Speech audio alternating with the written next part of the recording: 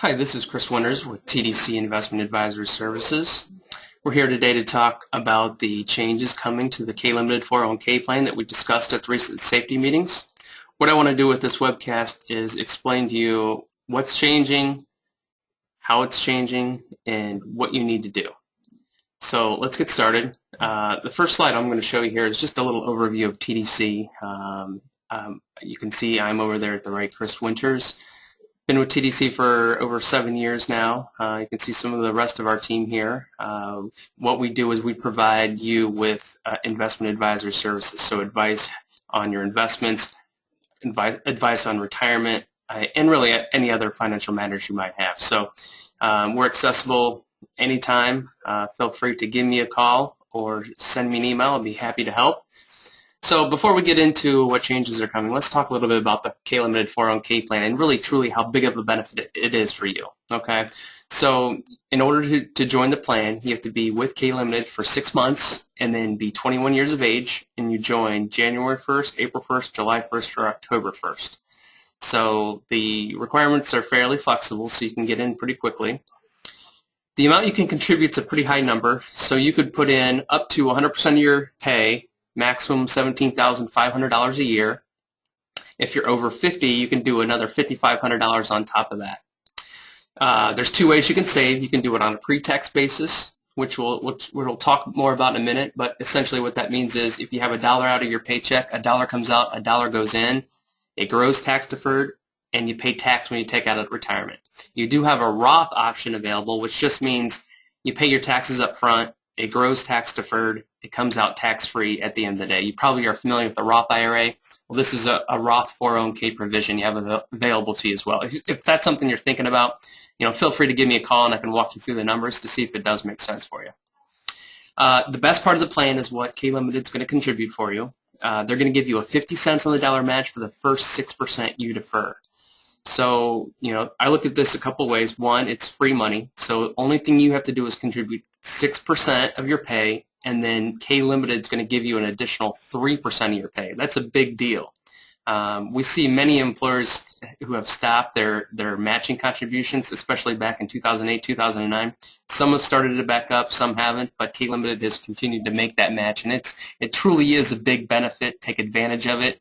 So if you're not doing 6% right now, try to get to 6% so you take full advantage of that match. In a minute here, I'll talk about some of the recommendations we have for the amount you should be saving in order to be able to retire someday. There is something called vesting associated with the plan. Vesting just means ownership. What in your account's yours. So any money you contribute out of your paycheck, that's yours day one. Any of the matching contributions adheres to the vesting schedule you'll see below.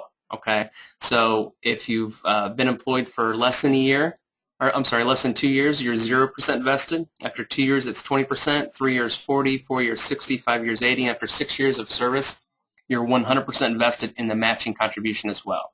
So that just means, let's say, for example, you leave the company after 4 years, you take everything that you put in out of your paycheck, and you take 60% of the matching contribution that went into your pay as well. So, and that starts the date of service, not the date you join the plan. Some other provisions to be aware of. Loans are available in the plan. Again, if you're interested in a loan, please contact me, and I can talk you through the numbers there as well, whether it's the right thing to do, if there's another option for you. So that's just something to be aware of. And then there at the bottom, you see my contact information. At the end of this presentation, I'll have a larger shot of all my information so you can reach out to me as soon as possible. Okay, so let's talk about what's changing. So currently, as you know, TDC, we're acting as the investment advisor on the plan. So we provide you with advice on the investments in the plan. We provide some recommended allocations, some pie charts that show you, if you're an investor of this age group, you should select this mix. Which is going to happen similar. We're just going to be able to do it a little more efficiently. Okay. Currently have a number of different investments available in the plan, a number of different mutual fund companies, names like Fidelity and American Century and Goldman Sachs and T. Rowe Price. And then Guardian is acting as what we call the record keeper, so they provide statements, website, and some of the behind-the-scenes things that you don't necessarily see. So what we're going to be doing going forward is making some changes to these service providers. And this truly is being done for your benefit. what we're going to be able to do is reduce the expenses in the plan, so reduce the cost of the plan to you, as well as hopefully provide some better investment choices here. If we judge it on past performance, the investment choices are better than what you've had in the past, okay? And then on top of that, we're able to add in something we call managed portfolios or custom model portfolios. And basically what this is, it's a portfolio that TDC will manage for you. Only thing you need to do is pick a category, and everything else is done for you. And we'll get into more of that in detail here in a minute. So again, you're still going to see TDC as the investment advisor. The investments, primarily what you're going to see here is a mutual fund company called Dimensional Fund Advisors, DFA for short. And then within that mix, TDC is going to build accounts for you. So again, you just pick a category based on your needs, and then everything else is done for you. Rebalancing, changes, everything's done for you. So really it takes the heavy lifting off your shoulders, puts it onto ours where it should be, because this is what we do all day, every day. And then as the record keeper, you're going to see a company called Aspire, who's going to provide websites, statements, etc. The same thing that Guardian was doing, again, at a lower cost. Okay, so what are you going to need to do throughout this process? Well, you're going to receive a packet of information. If you attended one of the safety meetings, you received a packet at that safety meeting. If you're not able to attend, we're going to be mailing out copies to you, so you'll have that in your hands. Once you take a look at it, please don't hesitate to give me a call, and I can walk you through it. We can talk about what investment options are best for you, and then also go through the forms. There will be an enrollment form and a beneficiary form you will need to complete because of this change. Those forms should be returned to Melanie Feely by June 10th in order for all this to happen. So the timeline is going to be July 7th is when the money is going to move from Guardian over to Aspire. There is something called a blackout period, which you're going to receive a notification on this. It's just a period of time when you can't make any changes to your investments, you can't take a loan, contributions can't go in. It's just a period of time when there's some accounting being done behind the scenes. That's going to start right at the end of June, and it's going to last through probably the second week of July or so. And so you'll be notified as soon as that period is up. So that's somewhat of the time frame and what you need to do during this process. Again, don't hesitate to give me a call if you have questions. So let's again talk a little bit more about the benefits of the plan, and then we'll talk more about the details of really the exciting changes coming. So again, as I talked about at the beginning, this is a big benefit to you. It's a way for you to save money for retirement. So the example I have here, this is talking about pre-tax savings, which the majority of you are doing, the majority of you should be doing. So let's say you have $1 out of your paycheck. You have some choices with that dollar. You could take it home. And if you do so, you're only going to take home, let's say, 70 cents because you have to pay tax on that dollar. If you put that dollar away in the 401k and that dollar equals 6% of your pay, well, now I have $1 of my own money going in, and then I'm going to be matched by K Limited 50 cents on the dollar. So that means now I have $1.50 in the 401k where I would have only taken home 70 cents. So you can see the huge benefit there. You basically doubled your money before you've invested it and seen any growth over the years. So it is truly a powerful way to save for retirement. It's easy. It's on a payroll deducted basis. You don't have to do anything other than tell payroll, take this money out of my check, and you save it before you get a chance to spend it, okay? And there really are some other benefits that many of us may not realize that are happening for you in a 401k plan, right? There's something called compounding of interest. Albert Einstein said it's the most powerful force in the universe. And simply all that means is when you put your money away, you're going to earn interest on that money, and that's going to happen year after year after year. You know, an example would be right now I put away $1 this year, and at the end of the year I've earned 10% of my money, which means now I have $1.10. Well, if I earn another 10% next year on that $1.10, well, now that turns into $1.21. You see what's happening there? You put away $1 and it turns into $1.21 because of the growth of the interest. You know, another good example is what you see here on the screen. Leslie and John, they saved $500 a month, and they did it for 30 years. And on average, they earned a 5% rate of return, which is probably you know, pretty conservative for a 30-year period of time. But let's say they earned a 5% rate of return over that 30 years. So at the end of 30 years, their $500 a month added up to $180,000 in their savings, right? However, because of the return on their money, the compounding effect of their money, they ended up with $407,000. So that difference there of $227,000 was all because of compounding. So you can see is if you can get on a schedule of saving and being disciplined and saving year after year after year and sticking with it no matter what, your money's gonna grow to quite a large number. So just keep that in mind when you're thinking about saving or not saving. Another reason to save is if you don't, you're probably never going to retire. That's just the simple fact. We look at a number of things. For example, like Social Security, is it going to be around when we're all ready to retire? And that's a good question. It may or may not be around. If it is, it's not a lot of money. Today, people who are 65 and older, they get about 39 cents for every dollar they need in retirement from Social Security. So that means you need to come up with the other 61 cents. So some of that may come from what you've saved in your retirement plan, or if you have a pension plan from another job, you may get some of that. The one we don't like to see is, this is what people who are older who are working on retiring is maybe they go from full-time to part-time at their current job, or they go from full-time to a greeter at Walmart. So they're working through retirement years. And, I don't know about you, but if I work for 40 years, I want to quit someday and do things on my own terms. So again, the only way to get there is save as much as you can while you can work, and so you can work towards that retirement savings date. So how much do you need when you retire? It's the million-dollar question, and really you have to kind of start backwards. You have to think about, well, what are my needs going to be in retirement? And so some homework for you would be to try to come up with a basic budget. List out, this is what my electric bill costs me, this is what my gas bill costs me, this is what my food, clothes, etc. cost me each month. Once you can come up with that basic number, well, that's going to be able to tell you, okay, this is what I need to survive, right? And anything on top of that would be, I would say, I don't know about a luxury, but in excess of your basic needs. Well, I'm going to take one vacation a year, I'm going to take 2 vacations a year, I want to buy a boat and go fishing every day. Whatever the case is, those are things on top of your basic living needs. So we can start with your basics. Well, that's going to be able to help generate, hey, what number do I need when I stop working, right?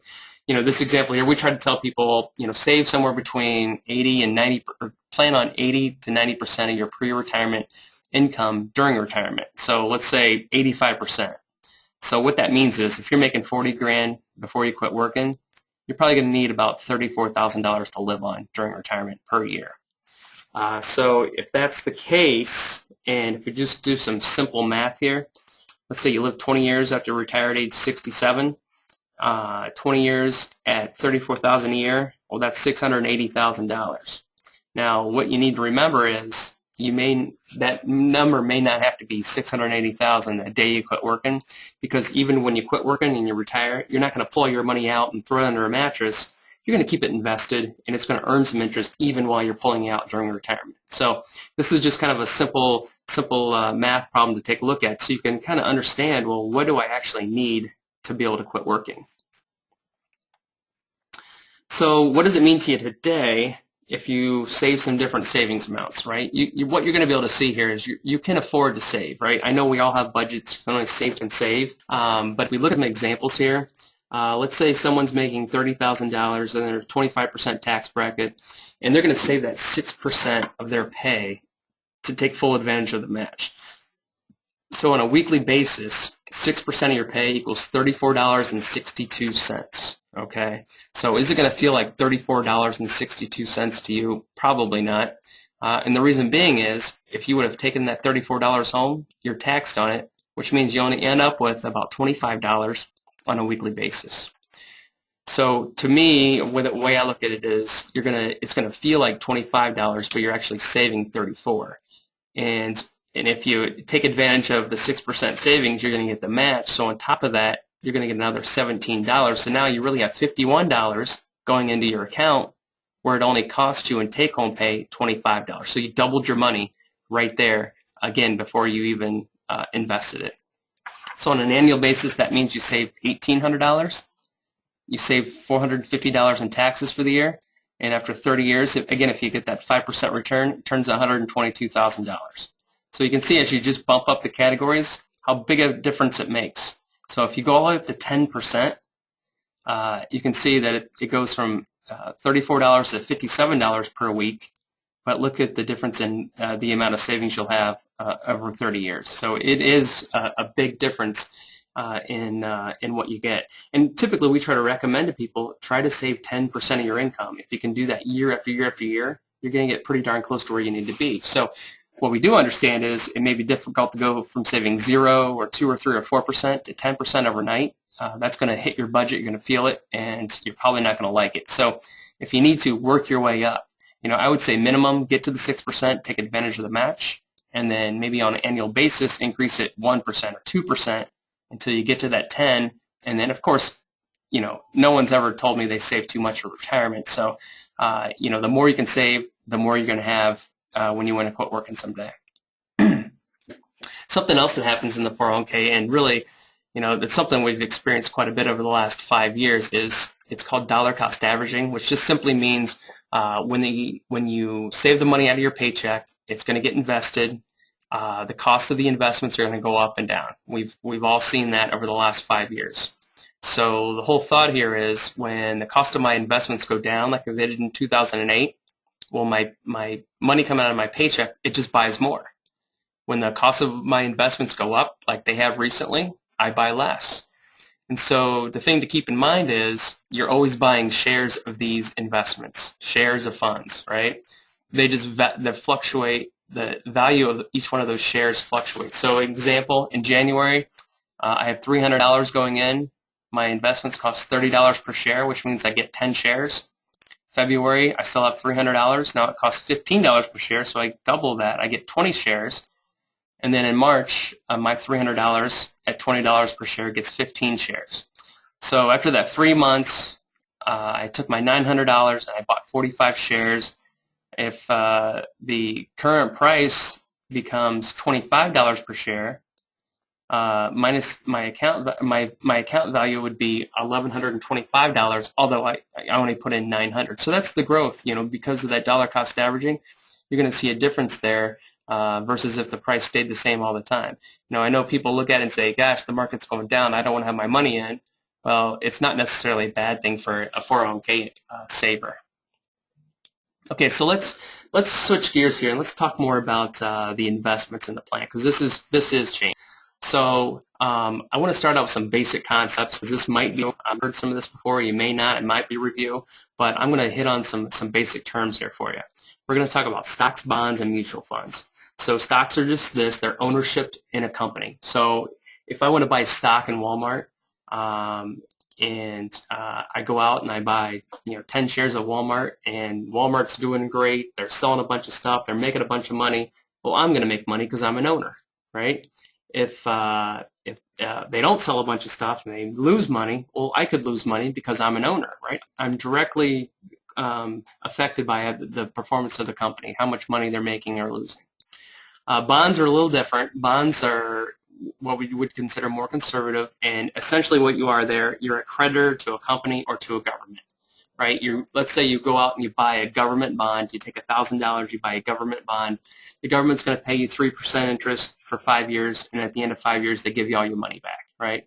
So the big difference here is this. If you look at a stock and a bond, and a good example we all remember is General Motors. Back in, I think, 2009, General Motors went bankrupt. If I owned GM stock, I lost it all overnight. If I owned a GM bond, well, I may have gotten some of my money back because I was a creditor to the company, and when GM went through bankruptcy, the judge said, pay your creditors first, the people you owe money to, so your bondholders, stock holders, you get anything that's left, and of course there's nothing left, so those people lost all their money. So you see that there's a difference in safety there. The one thing we do know is historically, over the last 100 years, stocks have way outperformed bonds over long periods of time. So the whole idea is the younger you are, you should have more stocks because you can withstand the ups and downs. As you get older, you have more bonds because bonds, think of bonds as like the cushioning. So the ups and downs in the stocks, you add bonds to it to help the cushioning. The older you get, the more cushioning you need. And then another term we'll talk about are mutual funds, because this is really what you have available to you inside the 401k plan. So mutual funds are just lots of people pulling their money together to invest in lots of stocks or lots of bonds. An example would be, let's say everyone at K Limited pulled out $20, gave it to me, and I went out and found 5 companies to invest all those $20 bills in. We'll pick Ford, Microsoft, Home Depot, Coke, and Gillette. Those 5 companies. So let's say this year Ford is doing really well and it's going up, and Microsoft's not doing well and it's going down. So if I took all those $20 bills and I invested in those 5 companies, well, guess what you've just done? You've just diversified your money. And the reason behind that is, like I said, Ford's going up, Microsoft's going down, you own them both. Well, you're not directly tied to the ups and the downs of either one. You have a mix there. It helps level things out because that could flip-flop next year. Microsoft goes way up, Ford goes way down. You own them both, it helps level things out for you. So you're never guessing each year what's the best and what's the worst. You're going to own some of each. And the other side of this is if you took your $20 and tried to diversify like that in 5 companies, there's no way you could do it. But by pooling your money together with lots of people, you get the buying power and you can diversify your money at the same time. So that's what we make available to you in 401k plans. In a minute here, I'll tell you on top of that, something that TDC does to help you even diversify greater with the right mix and the rebalancing that goes along with it. So what are some just basic principles that we try to focus on within the retirement plan and within our investment principles and theories? So, we feel that markets work just means they're efficient. You can't find any information out there that no one else knows. So basically, we don't think we can pick good stocks from bad stocks, and we don't know when the market's going up or going down. And that's the honest truth. And anybody who tells you they know the future and they know what's going to go up and going to go down, and I'd be skeptical because last time I checked, I don't think anybody has that crystal ball to tell the future. And if they did, why would they share that secret with anybody else but themselves? I certainly know I wouldn't. The other thing we know is, and I talked about this a minute ago, risk and return are related. Historically, stocks have always outperformed bonds. Stocks are riskier than bonds, thus the higher rate of return. Bonds, lower rate of return because they're less risky. And really, one of the biggest things we know is diversification is extremely important. Don't put all your eggs in one basket. Spread your money over lots of different categories, and that's what's going to help you through the good times and the bad times. Diversification is going to help you when the markets go way down because you're not going to have all your eggs in one basket for them all to drop, and as well as you're going to capture more areas of the market when it's going up. And again, when we start talking about the portfolios that TDC builds for you, you're going to see that you don't have to get overwhelmed by knowing what diversification you should pick. It's going to be done for you. So when we talk about diversification, think of it this way, and I think this slide does it best. You're never going to strike out, but you're never going to hit a home run, and that's what's in the middle there is what diversification provides to you. It is a boring way to invest, but over long terms, especially with your retirement money, this is the only way to do it. It's what's going to protect you and help you through good times and bad times.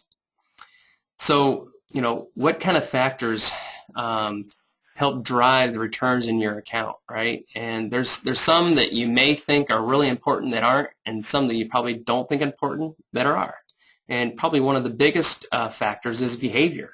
Are you going to be willing to stick with your game plan through good times and bad times? And that's very difficult for people because something gets in the way, and that's emotion. So back in 2008, the beginning of 2009, we saw emotions kick in a big way. So market goes way down in 2008. People panic and say, I don't want to be in the stock market. It's not for me. I don't want to lose anymore. I think it's going to zero. So they pull all their money out of stocks and they hold it in something safe, and they're going to wait until they think it's safer, right? The difficult part is knowing when it's the time to go back in because you have to get it out at the right time and get it back in at the right time, which typically no one can do, not even professionals. So now we're seeing the flip side of that is that the markets have gone way up, and now people who maybe shouldn't be as aggressive are trying to be more aggressive now because they think it feels good to be an investor. So it can happen on both sides. The other thing we know that drives returns is percentage in stocks. Like I said several times, stocks have always outperformed everything else out there. We know small companies are extremely important and value companies, okay? So what are things that aren't important? Like I said before, market timing. So trying to buy a stock low and sell it high. It's very, very difficult to do. Or even finding that hot stock that you think is going to go up in the future. That's almost impossible to do. You know, watching Kramer every night on CNBC, not very valuable. And the one that gets me is, you know, the neighbor or the brother or the brother-in-law who has the hot tip. Typically, those don't pan out either. So it's just simplifying it and doing it the right way is what's going to make it successful over time. So let's talk more about Dimensional, or DFA for short. Probably never heard of them. They're the 8th largest mutual fund company in the U.S. They've been around since 1981. The founders of the firm, one in particular is a Nobel laureate in economics, just received a Nobel Prize at the beginning of the year. So it's more of a science, academic-based approach. And one of the reasons you never heard of them is they don't necessarily want everyone to hear of them. They typically work with large institutions, or they work through advisors like us, independent advisors, who are going to build portfolios and keep their clients disciplined and keep them invested and do the right things, not day trading or market timing, because quite frankly, it doesn't work. And just for full disclosure, just so you know, we're completely independent of any mutual fund company, any insurance company. So, you know, our thought here is we have to put your best interest first. We have to act in a fiduciary capacity to you. So not only are we recommending this now to K Limited, but this is actually what we do now in our 401k plan as well. So it's the same way we invest our money. We're recommending you to do the same thing. So I think that's really important to understand. Okay, so I've talked about the TDC portfolios several times here. Let's take a look and see what they actually consist of. So what you're going to see when we get into the forms available to you is we're going to roll out 5 different model portfolios. And they range in scale from 100% stocks on the left here you see, all the way down to 20% stocks and 80% bonds. And the whole thought here is the younger you are, the more aggressive you can be. As you get older, you should just bump down the categories and start to become more conservative. So if you're anywhere in your 20s to mid to late 30s, you could be in the TDC 100% equity. Once you hit around 40, that's when you're going to switch to the TDC 80-20. And then sometime in the early 50s, you'd go to the 60-40 and most likely stay there up until retirement. And then, you know, we can reevaluate at that time to see, you know, what's the amount of money you're going to be taking out, what are your needs, you know, how long do you think you're going to live? I know no one really knows that, but, you know, maybe from family history, you can determine some of those things. But again, the whole thought here is we're going to take the heavy lifting off your shoulders. What you'll see on the enrollment form is you're going to check a box on the one that fits you, and then, again, everything's done for you. We're going to go through, put the mix together. We're going to rebalance, what rebalancing is so, for example, let's say you're in the TDC 80-20. Stock market goes way up like it has over the last couple of years. So instead of being 80% stocks now, maybe you're 85% stocks, which means now you're down to 15% bonds. Well, that's not what you want. Your goal and your needs dictate that you should be 80-20. So what we're going to do is we're going to sell some of the stocks that have gone up. So we're going to sell high, and we're going to buy some of the bonds that went down. Buy low. Sell high, buy low. It's the basic concept of investing. And so that rebalancing is going to happen for you automatically within the plan. You're not going to have to take action to do it. It's something that we're going to take care of for you on a regular disciplined basis, okay? So you're always going to be in line with where you need to be, and then periodically when we review your situation, you know, we'll review, well, is it time for you to make a change from 80-20 to 60-40 or 100% to 80-20, whatever the case is. But again, we try to make this real easy for you. Check a box. You have a good diversified mix, 12,000 companies, 40 countries worldwide. So you get a huge helping of diversification, which we've talked about is extremely important. One thing you'll see that I'll put up here, you know, as you know, currently we give you a recommended mix of the funds that are in the plan now. There's the growth portfolio, the balanced, and the conservative. What I've just done here is if you've selected one of these mixes, if you want to map it over to what you're doing currently to keep it as close as possible, you'll see the growth is equal to the TDC 80-20, the balance is equal to the TDC 60-40, the conservative is equal to the TDC 2080 model portfolio. So in a minute when I go over the form, you can see that you can just check that box and you're good to go. You're going to be in the relatively same position as you were before. Okay, so let's talk a little bit about Aspire. Like I said at the beginning, Aspire is going to act in the same capacity that Guardian acted in. So they're going to produce your statements, mail them to you each quarter. There's going to be a website you're going to go to access your account, which I'll plug up here real quick. Basically what will happen is as soon as when the money moves over from Guardian to Aspire, and once that blackout is lifted, you're going to receive a letter in the mail. It's going to provide you with the instructions on how to access your account. So you'll receive an account number and the instructions to plug in a password as well when you go to log into your account. So you'll have lots of tools here, statements, balances. You can make changes to your investments just like you can now. So there's lots and lots of tools for you to access on the website. Okay, so let's talk about the forms. In the packet you received, on the left-hand side, there's going to be two forms you're going to complete. One's going to look like this. This is the enrollment form. So in section 1 of the enrollment form, if you decide, you know what, I just want TDC to do it for me, I'm just going to pick a portfolio. You pick the one that matches you. And again, if you don't know which one matches you, please give me a call and we can talk about it and make sure you get in the right spot. So for example, let's say you're 40 years old, you fit the TDC 80/20 portfolio, you go under section 1 in the yellow, check the box under the TDC 80/20, and you're done. Nothing else needs to be done in that section there. Okay, so you just check the box underneath the portfolio that fits you. Section 2 would be if you decide, you know, I don't want to pick one of these portfolios, I really want to do it myself, I want to go through and pick my own funds.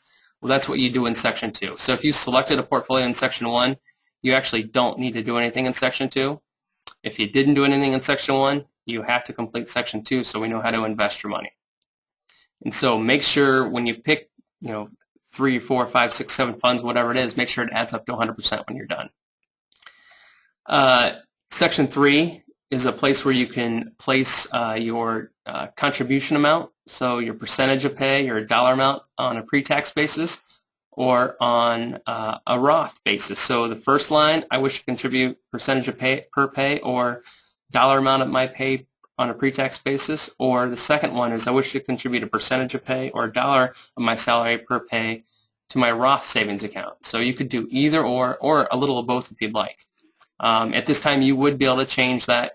If you're not sure what you're contributing, Melanie Feely would be able to provide that for you. And if you want to increase that, now is a great time to do that. If you're not contributing and you still do not want to contribute, which means you're going to miss out on that matching contribution, you would check the box that says, I do not wish to contribute at this time. And then at the very bottom, you're going to see this is where we need your personal information. First name, last name, social security number, address, cities, state, zip code, email address, date of birth, date of hire, and if you're male or female, and then you sign and date at the bottom. So we're going to need this form back, like I said, by June 10th to Melanie. That's the drop dead date. That's the last date. What will happen is if you don't complete a form, you'll be defaulted into an investment, and it's a 60-40 fund, 60% stocks, 40% bonds fund, which may or may not be right for you. If you're 25 and you don't turn a form in, that's probably not the right place for you to be. So I'd encourage you to complete this form. Call me. I can walk you through it. We can get you in the right spot. It's going to take you, 5 to 8 minutes to get it done.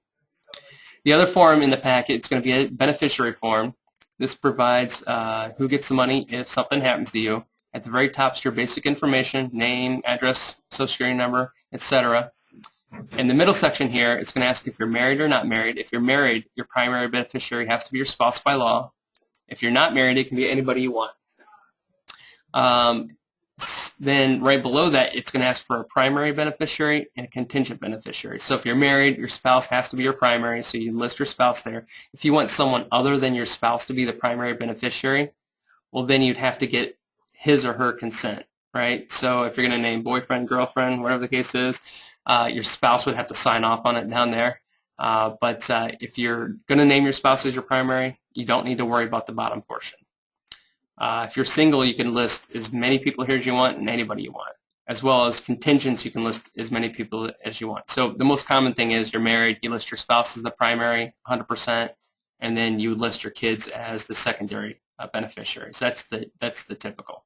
So again, if you have questions on this form, please don't hesitate to call me. I'd be glad to answer any questions for you here. So that's an overview of what's changing. You're going to see my contact information up here. You can see my phone number, 419-794-1062, or my email address. If you have questions, don't hesitate to contact me. Even if it's your spouse that handles this for you, have your spouse contact me. I'd be glad to walk him or her through that and answer any questions you might have. And we can go from there. So thanks for your time, and please contact me if you need anything else.